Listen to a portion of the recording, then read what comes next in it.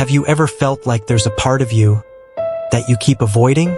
Not because you want to, but because facing it would change everything? Imagine this. 4 keys are placed in front of you. You don't know what they open. You don't know what they represent. But something in you feels drawn to one of them. And here's the unsettling truth. The key you choose may reveal the side of your personality you've been unconsciously ignoring. In the next few minutes, you'll choose one key, number 1, 2, 3, or 4. There are no wrong answers. No one loses. Each choice carries a psychological meaning inspired by the teachings of Carl Jung and his understanding of the unconscious mind. Your decision won't define you, but it will expose a hidden emotional pattern shaping your habits, relationships, and the way you experience loneliness, success, and connection. So don't overthink it. Don't analyze it logically. Just look at the 4 keys and notice which one pulls you in first. That first instinct matters more than you realize. Once you've chosen, stay until the end, because what your key unlocks might explain something about yourself that you've never been able to put into words. If you chose key number 1, this is not random. This key represents the part of you that craves independence so deeply that you've learned to rely on no one. On the surface, you appear strong, self-sufficient, rational. People may even describe you as emotionally controlled. But according to Carl Jung's understanding of the psyche, extreme independence often hides an unconscious fear of vulnerability. You don't like needing people. You prefer solving your problems alone. When something hurts, you withdraw instead of explaining it. This doesn't mean you lack emotion. It means you learned early that depending on others could lead to disappointment. So you built an identity around strength, around control, around being the one who never breaks. But here's the shadow side. The more you protect your autonomy, the more you distance yourself from connection. Jung believed that what we repress doesn't disappear, it waits. And in your case, what waits is the desire to be understood without having to explain everything. You want depth. You want loyalty, but you refuse to risk appearing weak. Key 1 unlocks a powerful lesson. Strength without emotional openness becomes isolation. You are not meant to carry everything alone. The unconscious part of you is asking for integration, not dependence, but balance.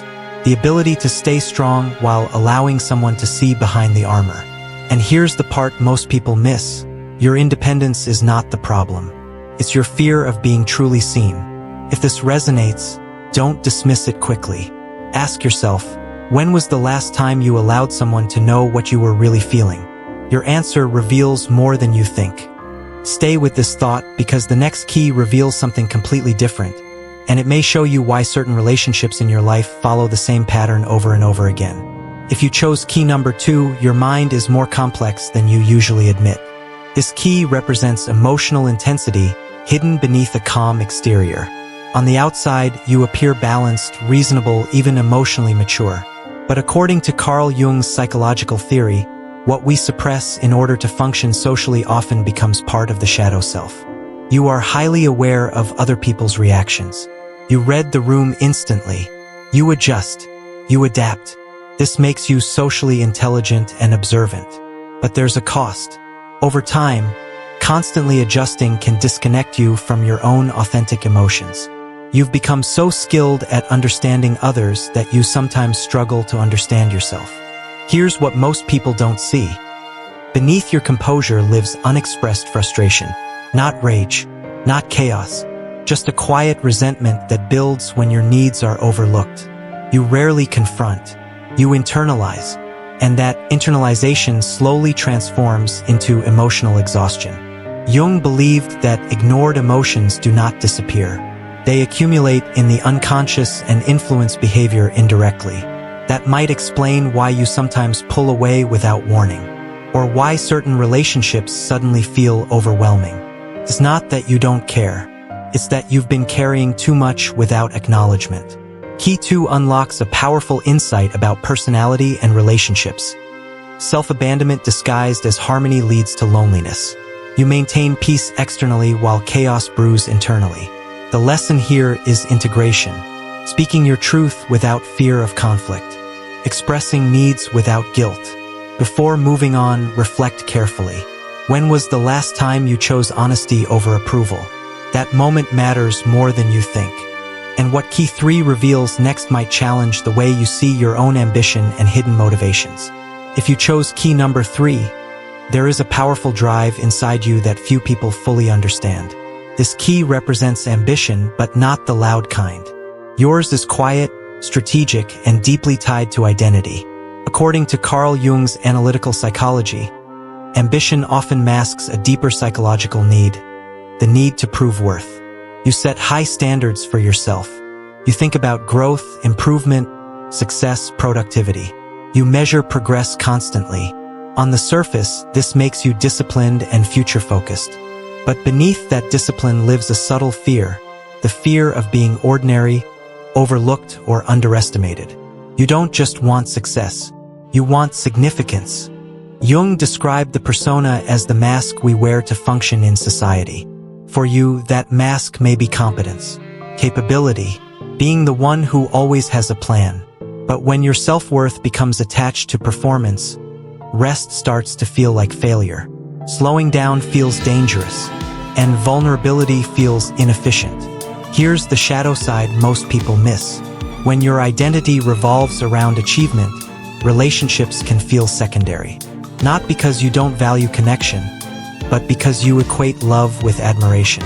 You want to be respected, needed, seen as strong. Yet part of you wonders if people would stay if you stopped excelling. Key 3 unlocks a deep psychological truth about personality and behavior.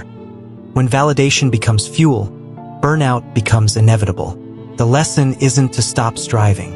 It's to separate your value from your output. You are not your productivity. You are not your milestones. Pause for a moment and ask yourself, if everything you worked for disappeared tomorrow, who would you be without it? The answer may reveal more about your unconscious motivations than any success ever could. And what key 4 reveals next might be the most confronting of all. If you chose key number 4, you are drawn to depth. This key represents introspection, emotional awareness, and a strong connection to your inner world.